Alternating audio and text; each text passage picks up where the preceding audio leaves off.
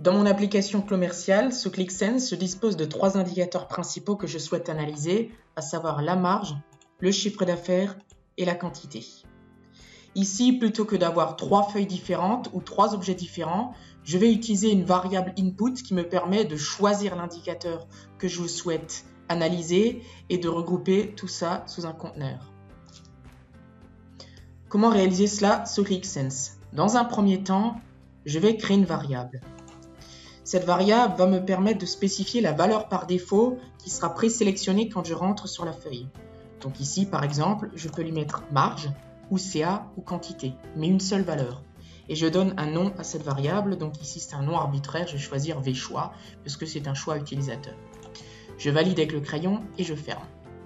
Ensuite, au niveau des objets personnalisés, dans la partie Click Dashboard Bundle, je vais utiliser le variable input qui va me permettre de présenter cela sous forme de bouton en utilisant une variable. Donc ici, sur la droite, au niveau de l'aspect, dans la partie variable, je vais choisir la variable que je viens de créer, à savoir vchoix. Sauf qu'ici, pour l'instant, il va ne pas me le présenter sous forme de bouton. Donc ici, je vais lui dire que je dois le montrer sous forme de bouton. En disant ici que mes valeurs doivent être dynamiques. Et ici, je vais lui respécifier donc les valeurs. Donc ici, si je lui dis marge, par défaut, il va me présenter un bouton avec une marge. Je vais mettre une deuxième valeur en le séparant par un pipe, que j'obtiens en faisant la touche Alt+R et 6. Je lui mets la deuxième valeur, un pipe et la troisième valeur et je fais entrer. Je vois donc ici pourquoi marge est en noir, parce qu'elle est présélectionnée et qu'ici, dans la variable, elle était spécifiée telle qu'elle. Si ici, je n'avais pas mis marge mais j'avais mis CA, eh bien c'est CA qui aurait été sélectionné par défaut ici.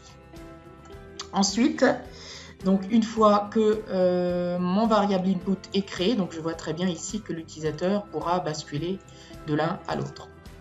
Ensuite, je vais créer mon conteneur. Donc là, je reviens au niveau des objets graphiques. Je fais appel à mon conteneur, donc ici que je vais juste agrandir. Et je vais rajouter du contenu. Donc ici, il faut savoir qu'un conteneur fait appel à du contenu qui est déjà présent dans des éléments principaux.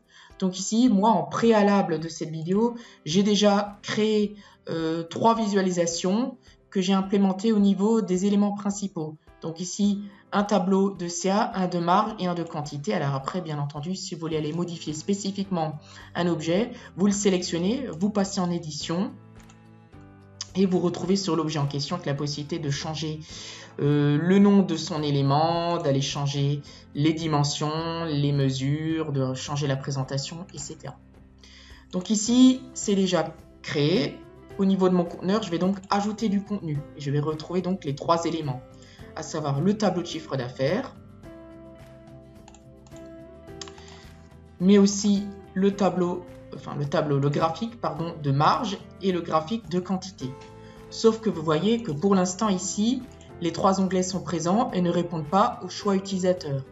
Bon, dans un premier temps, il faut donc ici, au niveau de mon conteneur, dans l'aspect que je désactive les onglets, pour qu'ici l'utilisateur n'ait plus le choix de naviguer en onglet, mais qu'ici, je lui dise que ça prenne en compte le choix de ma variable. Et ici, je vais utiliser cette zone qui permet d'afficher la condition. Et ici, je vais juste lui dire que vchoix doit être égal à CA. Donc ici, je vais faire un copier. Qu'ici, ça doit être égal à marge. Et qu'ici, ça doit être égal à quantité.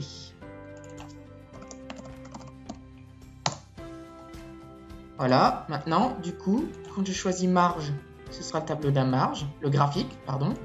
Quand je choisis le CA, ce sera le graphique du CA. Et quand ce sera la quantité, ce sera le graphique de la quantité. Après, je peux aller un petit peu plus loin, par exemple, en prenant un élément de texte, ici, et je vais lui dire que ça va être analyse 2. Et au niveau de mes mesures, je vais tout simplement ici lui dire que je prends ma variable. Voilà, après, bien entendu, c'est du texte ici. Donc, mettez bien les éléments qui indiquent que c'est du texte, à savoir les cotes. J'applique. Et alors ici, je vais juste mettre une question de présentation. Je vais mettre du gras, je vais le centrer et je vais mettre avec une police un peu plus importante. Et là, du coup, encore une fois, au même titre que le conteneur, l'élément texte change en fonction de la sélection. Je vous remercie de votre attention sur la présentation de cette fonctionnalité et je vous laisse revenir vers nous, Isineo, si vous souhaitiez davantage d'informations quant à la mise en place des variables input. Merci.